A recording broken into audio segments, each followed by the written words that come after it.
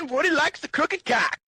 I don't remember what year you did it, but that TED Talk where you made an absolute ass out of a bunch of retards at Drexel University was one of the. It's still a classic. If you guys haven't seen it, listeners, look up Sam Hyde TED Talk.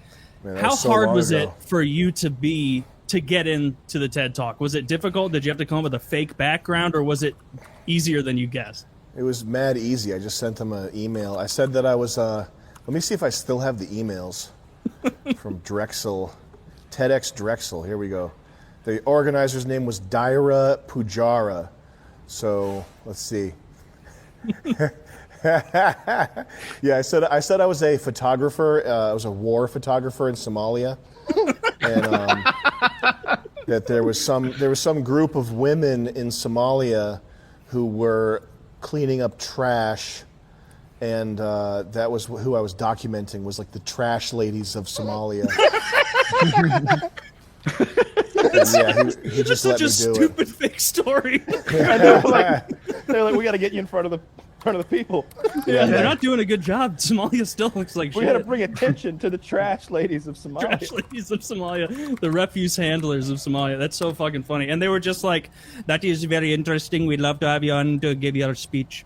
And you were like, yeah. This sounds very interesting. Can we Skype sometime this week to explore possibilities of a speaking engagement at TEDx?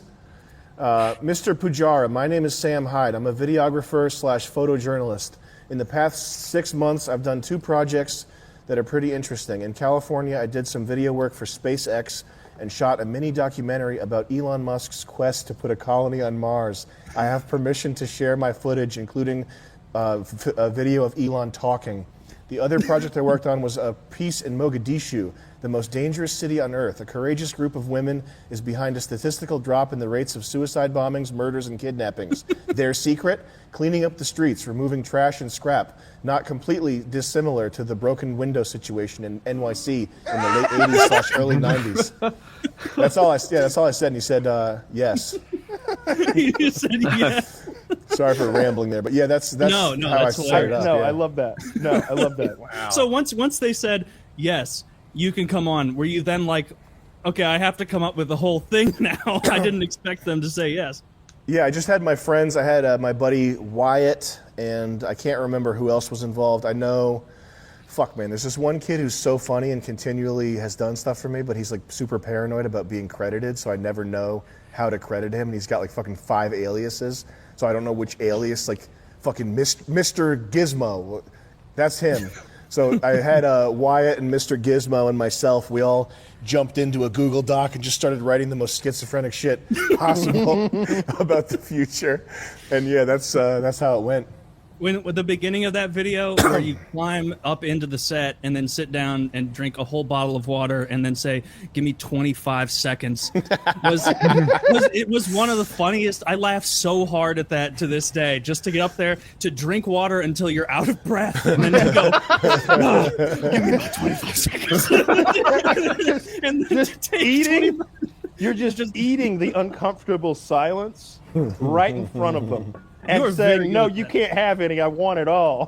And they're just like, we didn't want any. Why are you enjoying that so much? That was brutal. Everybody pat yourselves on the back. Yeah. And of course, you're dressed as a motherfucking like Roman soldier. A centurion, yeah. A centurion. Well, that's one of the things that appeals to me most about comedy is just punishing the audience, because most and you can't really do it online, because when you're online, the people that are looking at your stuff are people who've sought you out. So it's like they're like-minded, they're with the program. So it's you can't really abuse them too much. But when you're out in the world with regular people who, you know, you say the people in that audience, I can imagine saying something that I feel deeply and like heartfelt and sincere, and being looked at like I'm a fucking like axe murderer or something. Yeah. So why not torture them with like silence and schizophrenia and all these other things? That's what. Do you not get uncomfortable at all? Like when you're up on, because I watched your stand-up where you go in there. Yeah. There was a whole stand-up where you were wearing like an Arab robe, and you're like, all right, guys, we're going to do a little different stand-up this time. I'm going to read crime stats. And that's all that you did. And like you just ran the room. And like at home watching that a few years ago, I'm like, I'm uncomfortable imagining myself having to deal with the hatred he's getting. The thought of it makes me so uncomfortable. I'm amazed. It doesn't bother you at all. You enjoy it. No, because I know when that's happening that it's successful, and that people who seek me out and are looking at it online are going to be happy. So that's how I know that it's going to be like an effective thing. Like, I don't give a fuck about the people that came to watch it. Because the other thing is, anybody who goes to open mic to do stand-up and like try out stand-up in a liberal city is just a scumbag. Like, they're all like idiots, and their material is so bad, and their ideas about, like, these are other stand-ups, and they're not laughing at some shit that I know that I've said some shit that's super funny. I don't think I'm a great stand-up. I don't think that everything I do is like good, but I know that I've said things in front of audiences like that are super funny that people should laugh at, and these dumb motherfuckers are just sitting there like that, like waiting for me to get off the stage so they can do their like Louis C.K. rip-off bit that they practiced. So I forgot what your question was, but hey, in that Arab one, is that the one where I had the fake bomb at the end? Did you see that? Yeah, you had a fake bomb in a suitcase, and then the organizer removed you from the premises. Fuck, I love that so much. That's so good. My friend JD made that as a prop. He's like a prop maker. He makes crazy shit.